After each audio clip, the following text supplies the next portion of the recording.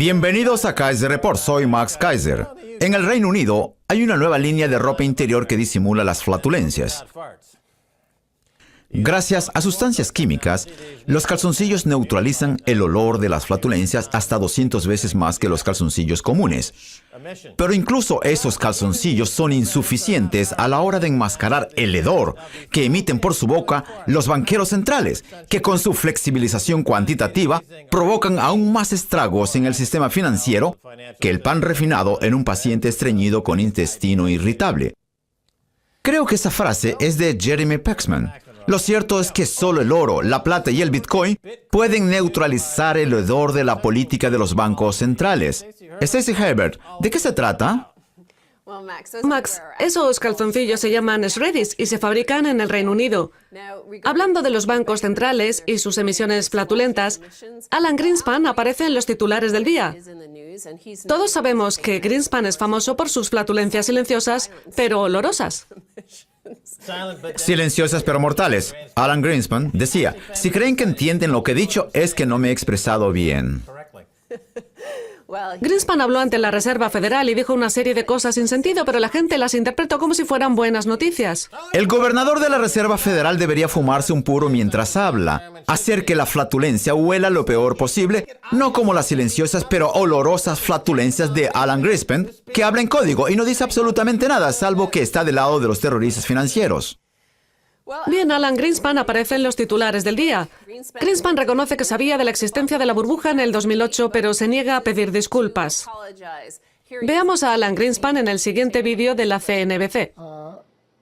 Creo que el 15 de septiembre del 2009 nos equivocamos en los tiempos. Todos sabíamos que había una burbuja, pero una burbuja no tiene por qué provocar una crisis. Hay una fecha que siempre recordaré, el 19 de octubre de 1997. El Dow Jones cayó un 22% en tan solo un día, la mayor caída de todos los tiempos, por una gran diferencia. Pensé que nos íbamos a encontrar con todo tipo de problemas y no pasó nada. Fue solo algo pasajero, tras lo cual la Reserva Federal decidió abrir el grifo. Ese debate sigue aún abierto. ¿Debe la Reserva Federal controlar la economía y la política monetaria con lo que ellos llaman una operación de limpiezas tras el estallido de las burbujas? Porque lo que es seguro es que las burbujas estallarán, ya que la única política que tienen es la emisión de moneda. La Reserva Federal no tiene ninguna política que intente controlar el efecto de la política monetaria sobre los precios. En cambio, en China está ocurriendo lo contrario, están interviniendo activamente para intentar contener la burbuja. En el Banco Central Europeo, en Alemania, también sucede algo diferente. Se intenta gestionar la política monetaria de forma que no se produzcan esas burbujas, que son terriblemente engañosas. Sin embargo, la creación de esas burbujas por parte de la Reserva Federal, Alan Greenspan, Ben Bernanke y ahora Janet Yellen beneficia solamente a la clase bancaria. Y a ellos les encanta porque les permite ganar miles de millones. Y al tiempo que aumentan las desigualdades en cuanto a riqueza e ingresos, incrementa las posibilidades de que uno acabe en la cárcel en Estados Unidos y arruina la balanza comercial. Todo eso es fantástico para Alan Greenspan y los malolientes banqueros. Greenspan reconoció haber abierto el grifo en 1997 y desde entonces nunca se cerró. Ahora la llaman flexibilización cuantitativa, lo que nos lleva al siguiente titular. Como venimos diciendo en Kaiser Report, durante 2 años, una estafa Ponzi no se puede relajar, lo único que se puede hacer es ampliarla. Max, en el titular que se publicó en maxkaiser.com te referías a Mark Faber, que también acudió a la CNBC esta semana. Le preguntaron si con motivo de su próxima reunión la Reserva Federal iba a relajar la flexibilización cuantitativa. Y Faber contestó que la pregunta que se planteaba no era la correcta. La pregunta no es si se relajará o no. La pregunta es en qué momento aumentarán la compra de activos hasta alcanzar los 150.000 o 200.000 millones de dólares al mes o incluso el billón.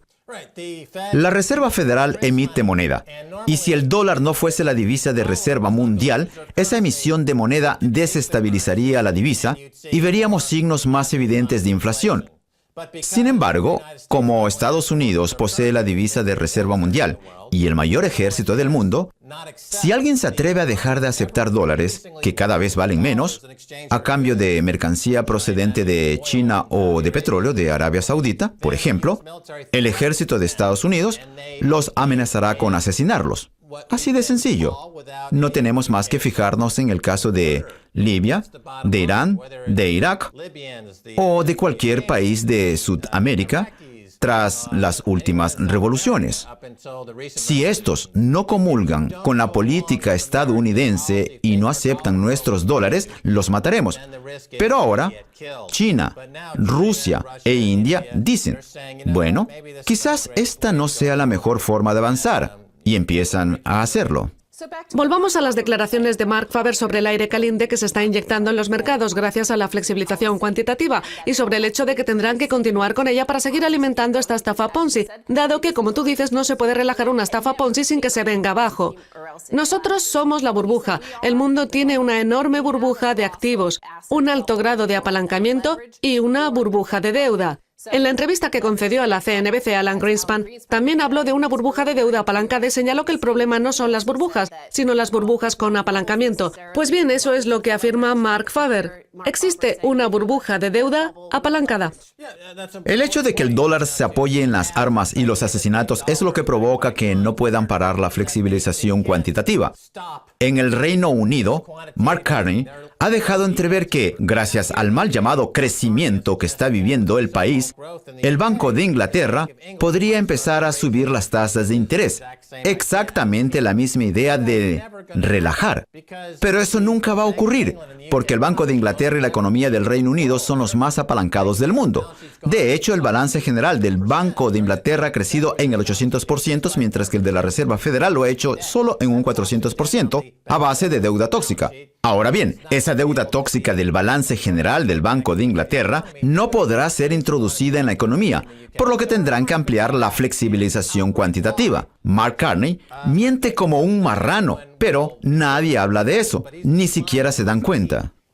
Pues bien, en la introducción del programa hablaste del síndrome del intestino irritable. Pues bien, me gustaría añadir que el Banco Central también produce sus propias flatulencias. Veamos el interesante tuit que nos ha llegado. La flexibilización cuantitativa infla tanto a Wall Street que cualquier signo de una economía débil provoca una subida de los mercados. El mercado se dispara en cuanto se conoce algún dato negativo. Cuando se introducen alimentos precocinados y pan refinado en el sistema, la gente se pone contenta porque sabe que la Reserva Federal inyectará más aire caliente en forma de flexibilización cuantitativa. Ya hemos hablado de la existencia de obligaciones de flatulencias colateralizadas. Ben Bernanke y Mark Carney están tratando de monetizar sus flatulencias. Ese es el crecimiento económico que se está produciendo en el Reino Unido. Hablan de que el PBI anual crecerá alrededor del 3%, pero la deuda anual lo hará por encima del 9%. Y si incluimos las apuestas que no figuran en el balance general del Banco de Inglaterra, la deuda aumenta el 20% en un año. El PBI crece el 3% en un año, pero se trata de una cifra que ni siquiera coincide con los datos de inflación. El problema es que la economía del Reino Unido se encuentra en un terreno negativo y vive de las flatulencias de Mark Carney. Ese es el mal llamado crecimiento económico del Reino Unido, las flatulencias de Mark Carney. Bien, eso me lleva al siguiente titular. El creador de la flexibilización cuantitativa asegura que en el Reino Unido su invento ha fracasado. El inventor de la flexibilización cuantitativa es el profesor Richard Werner, un ciudadano alemán que vivía en Tokio en la década de 1990.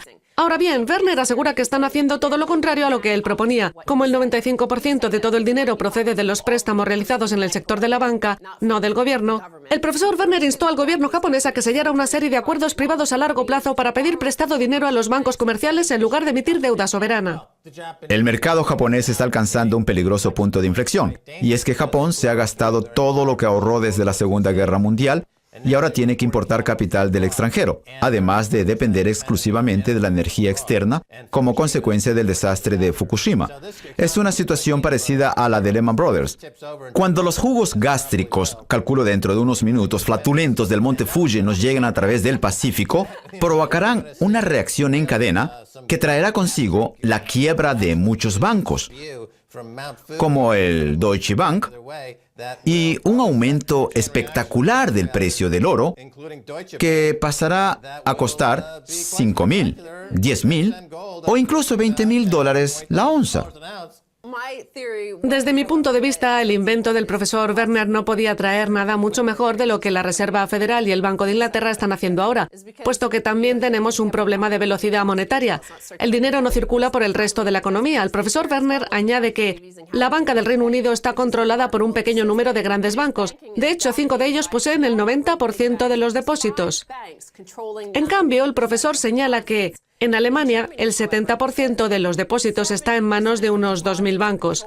En el Reino Unido, 5 bancos controlan el 90% de los depósitos, mientras que en Alemania, donde tienen un sistema capitalista de verdad, el 70% de los depósitos está controlado por 2.000 bancos, los cuales prestan más dinero a las pequeñas y medianas empresas, que son las que generan el 70% de los empleos tanto en Alemania como en el Reino Unido. Así pues, en Alemania los bancos compiten entre sí, lo que permite que la economía crezca de forma sostenible, con un elevado índice de empleo y unos fondos de pensión y salud sobrefinanciados. En cambio, en el Reino Unido no hay ningún tipo de competencia, solo bancos depredadores que despluman a la gente y políticos como George Osborne que se ponen 2 estrellas en los pezones, echan mano de los pompones y los animan a que sigan así. Veamos el último titular del día. Al comienzo del programa señalaste que el oro podía constituir una especie de freno a las flatulencias que emanan los bancos centrales. El oro se acerca a su nivel más alto en 3 semanas mientras los inversores evalúan el estímulo de la Reserva Federal. El oro rozó su nivel más alto en más de 3 semanas, mientras los inversores evaluaban la posibilidad de que la Reserva Federal retrasara la reducción del estímulo hasta el año que viene para combatir los signos de la caída de la demanda en China.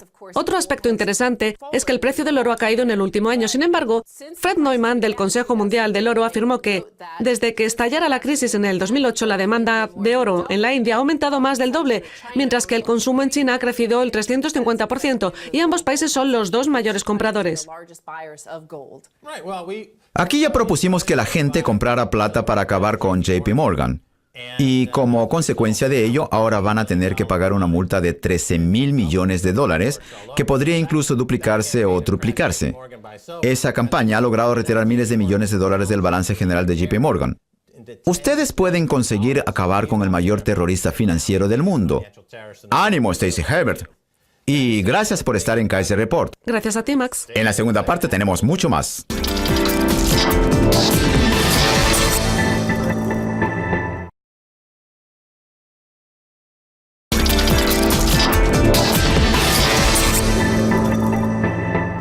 Bienvenidos de nuevo a Kaiser Report, soy Max Kaiser.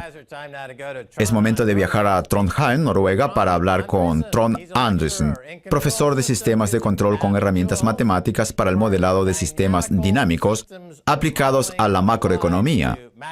Hemos invitado a Trond a petición del Dr. Steve King, un asiduo a este programa. Trond, bienvenido a Kaiser Report. Gracias. Muy bien, Trond. Grecia, España y Portugal se encuentran en una espiral deflacionista. Díganos, ¿cuál es su receta para que los países de la Unión Europea puedan salir de la eurozona mediante una divisa digital paralela y qué utilidad puede tener? Desde mi punto de vista, a esos países les falta dinero circulante. Pueden trabajar de forma conjunta e intercambiar bienes y servicios, pero sus ciudadanos no consumen y están siendo desangrados por la eurozona. Por lo tanto, es preciso crear una divisa paralela. No se trata de una idea nueva, sino que ya se utilizó en una pequeña ciudad de Austria durante la Gran Depresión en los años 30.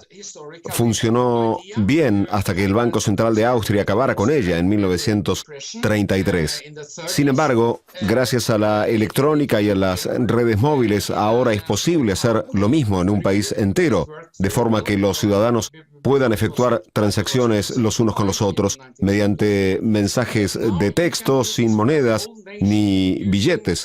Si los gobiernos de esos países en crisis quieren implantar el sistema, no tienen más que empezar a emitir dinero electrónico para pagar a sus empleados y a los pensionistas o para adquirir bienes y servicios, parte con dinero electrónico para la crisis y la otra parte con euros.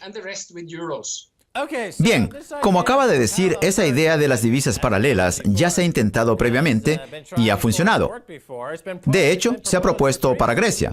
Si Grecia tuviera una divisa paralela, podría devaluarla con el objetivo de impulsar la economía del país. El problema actual reside en que el euro no puede devaluarse, por lo que Grecia es presa de la divisa que controla Alemania.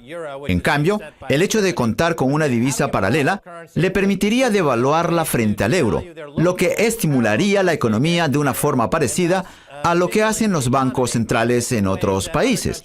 ¿No es así, Trond? Así es, Grecia se encuentra en una situación en la que no cuenta con una divisa propia, al igual que sucede en otros países de Sudamérica o en Estados Unidos, que está al borde de la quiebra, por lo que no puede emitir sus propios euros, algo que sí podría hacer con su divisa nacional para la crisis. Y la mejor forma de hacerlo sería electrónicamente, sin necesidad de monedas ni billetes, lo que traería consigo numerosas ventajas. Bien, estamos viendo que en todo el mundo se están adoptando divisas digitales, virtuales y electrónicas que a su vez están impulsando la creación de nuevas empresas. Por ejemplo, en Kenia, los pagos móviles, las divisas digitales y el Bitcoin están adquiriendo una importancia enorme. Por su parte, el Bitcoin, una divisa digital, está empezando a ganar adeptos en todo el mundo. Sin embargo, además de crear una divisa encriptada o de que Grecia adopte el Bitcoin como su divisa, usted asegura que el marco tecnológico actual, es decir, los teléfonos móviles, permite crear una divisa virtual como sucede en muchas páginas web de juegos. De hecho, si tomáramos como referencia juegos como el Grand Theft Auto 5 y otros de su misma especie y sumáramos toda su actividad económica, la cifra superaría probablemente el PBI actual de Grecia. Así pues, lo que usted dice es, ¿por qué no utilizar las herramientas disponibles para reiniciar la economía griega mediante divisas electrónicas? Creo que la palabra clave es reiniciar. Para reiniciar algo en un país como Grecia o Portugal, solo se necesita proporcionar una herramienta al gobierno y al Banco Central. Si hay voluntad política, la semana siguiente los gastos del Estado, los salarios y las pensiones podrían empezar a pagarse utilizando, en parte, estas divisas electrónicas. Hoy en día, todo el mundo dispone de un teléfono móvil, por lo que bastaría con hacer circular esa divisa en la economía, tras lo cual las empresas tendrían la posibilidad de elegir si aceptan esa nueva divisa y si no lo hicieran y prefiriesen seguir utilizando euros, su actividad disminuiría. Por lo tanto, las empresas se verían obligadas a aceptarla y empezarían a pagar una parte de los salarios de sus trabajadores con esta nueva divisa electrónica, lo que haría que se extendiese por toda la economía. Luego podrían aplicarse impuestos sobre ella, de forma que el gobierno podría pagar con esa divisa para la crisis y cobraría impuestos en la misma proporción. De esa forma se lograría crear un circuito cerrado bajo control del gobierno. Trond, usted ha afirmado que el encargado de emitir la divisa sería el gobierno, lo que sería beneficioso porque el gobierno podría aplicar impuestos sobre ella, como suele hacer con otras divisas, de forma que se genere un circuito cerrado paralelo al euro y al resto de la economía. Sin embargo, yo me pregunto, ¿por qué no se permite a los ciudadanos griegos tomar las riendas del asunto y emitir su propia divisa electrónica con independencia del gobierno? Ya lo hemos visto con el Bitcoin, la divisa encriptada. En lugar de que los griegos se manifiesten en las calles e inhalen los gases tóxicos que lanza la policía, ¿por qué no pueden emitir su propia moneda electrónica? Es una idea excelente. El gobierno es un títere en manos de la Troika y la Unión Europea, así que aunque sea posible hacer algo, no lo hará. Podríamos imaginar una especie de alianza entre diferentes organizaciones ciudadanas griegas que dijeran, vamos a instituir nuestro propio sistema monetario electrónico para la crisis. Eso sí, de esta forma no podrían tener dinero fiduciario. Una de las razones por las que la gente sigue confiando en el dinero del Estado es porque puede utilizarse para pagar impuestos. Sin embargo, si la gente se ve en apuros, decide crear esta divisa electrónica y funciona, cada vez más gente la utilizará y se creará una espiral positiva de confianza cada vez mayor, a pesar de que este sistema monetario no haya sido creado por el gobierno. Profesor, me gustaría remarcar el hecho de que, gracias a la tecnología disponible hoy en día, los ciudadanos griegos pueden acabar con la crisis ya mismo. Para ello, basta con introducir una divisa electrónica que compartan entre sí y que circule paralelamente al euro. Por lo tanto, podría decirse que si los griegos no adoptan esa solución a partir de hoy, entonces son unos masoquistas que no quieren resolver sus problemas y disfrutan siendo esclavos del euro. Hablemos ahora de la crisis que estalló en el 2008. ¿Ha cambiado algo en la economía desde el punto de vista estructural?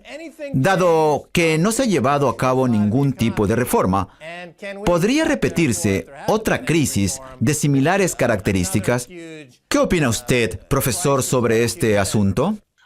No es mi especialidad, pero en mi opinión, la eurozona está más en apuros que nunca. No creo que las cosas estén mejorando. Cada vez se acumula más deuda, el pesimismo está muy extendido y la situación está totalmente atascada. Asimismo, parece que la Troika sigue empeñada en continuar con su sistema capitalista, que no ha provocado más que desastres. Así que soy bastante pesimista al respecto, aunque creo que esta nueva tecnología puede generar algo de esperanza y optimismo. Además, la existencia de esa divisa electrónica paralela para la crisis puede situar al país en una mejor posición a la hora de negociar con la Troika, puesto que hoy los países son víctimas de un chantaje. Están abocados al euro y no tienen ningún tipo de poder por sí mismos. Hablemos de algunos países europeos más, puesto que Grecia no es el único que sufre por culpa de la Troika. Irlanda, Chipre e Italia también están sujetos a lo que decidan los tiburones del Fondo Monetario Internacional y de la Troika que los acechan. Si Grecia es tan tonta como para no optar por ese camino, por la razón que sea, podría suceder que países como Irlanda, Chipre, Portugal o incluso Italia dieran un paso al frente y encabezaran la lucha contra lo que yo llamo el terrorismo financiero de la Troika. ¿Qué opina usted, Trond? Ningún miembro de la eurozona tiene la posibilidad de emitir su propia divisa. Eso sí, alguien podría hacerlo y, si tiene éxito, podría extenderse. Antes el problema residía en las dificultades técnicas. Para crear una divisa paralela, necesariamente había que utilizar billetes y monedas reales. En cambio, hoy en día puede hacerse electrónicamente y de una vez para todo un país. No creo que tarde mucho en ocurrir, al igual que las cámaras digitales no tardaron demasiado en sustituir a las cámaras analógicas. Trond, quisiera hacerle una pregunta evidente. ¿Por qué no se recomienda a Grecia que adopte el Bitcoin? El Bitcoin ya está en funcionamiento. Se trata de una divisa encriptada que no se puede piratear y que están utilizando comerciantes de todo el mundo. Creo que BitPay, la empresa de procesamiento comercial, tiene a más de 10,000 agentes que utilizan el Bitcoin. ¿Por qué no se recomienda utilizar el Bitcoin ya? Olvídense del euro y del dinero fiduciario y apuesten por el Bitcoin. Queremos dinero real, queremos una divisa encriptada, queremos el Bitcoin. No soy un experto en el Bitcoin, así que voy a tratar de ser lo más cuidadoso posible. Creo que lo más importante es conseguir emitir la cantidad de divisa necesaria e ir inyectándola en la economía en función del desarrollo de los acontecimientos. El Bitcoin es comparable al oro o la plata. Se trata de un recurso escaso, algo inestable y volátil, por lo que se hace necesario introducir algún tipo de mecanismo que controle e inyecte en el país en cuestión la cantidad de dinero necesaria en cada momento. Y eso se puede hacer electrónicamente mediante mensajes de texto. Aclaremos las cosas. Podemos decir que hay dos opciones electrónicas. Por un lado, la que usted describe, que consiste básicamente en reproducir el sistema monetario actual, pero de forma electrónica, de forma que el gobierno cree una divisa paralela sobre la que pueda aplicar impuestos y que pueda devaluar para aumentar la competitividad del país en la economía mundial y poder negociar con el FMI. Y por otro lado, está la posibilidad de empezar a utilizar el Bitcoin. Cuando usted habla de escasez, supongo que se refiere a la imposibilidad de aumentar la oferta de Bitcoins en el momento, como consecuencia del protocolo del Bitcoin que controla la oferta muy de cerca. Algunos lo consideran un problema deflacionista, mientras que otros lo achacan a la necesidad de que la economía siga siendo productiva para poder competir. Cualquiera de las dos opciones es buena. Yo prefiero el Bitcoin porque está disponible ya mismo, lo que permitiría a los griegos dejar de sufrir de inmediato, aunque también pueden seguir haciéndolo. Eso ya depende de ellos. Nos quedamos sin tiempo. Muchas gracias por estar en Kaiser Report. Gracias a usted. Es todo por hoy en Kaiser Report. Soy Max Kaiser junto a Stacey Hebert. Quiero agradecer a nuestro invitado, Trond Andresen. Parece un hombre de ciencia ficción, ¿verdad? Trond. Si quieren contactarnos, envíenos un tweet a Kaiser Report. Hasta la próxima. Max Kaiser les dice adiós.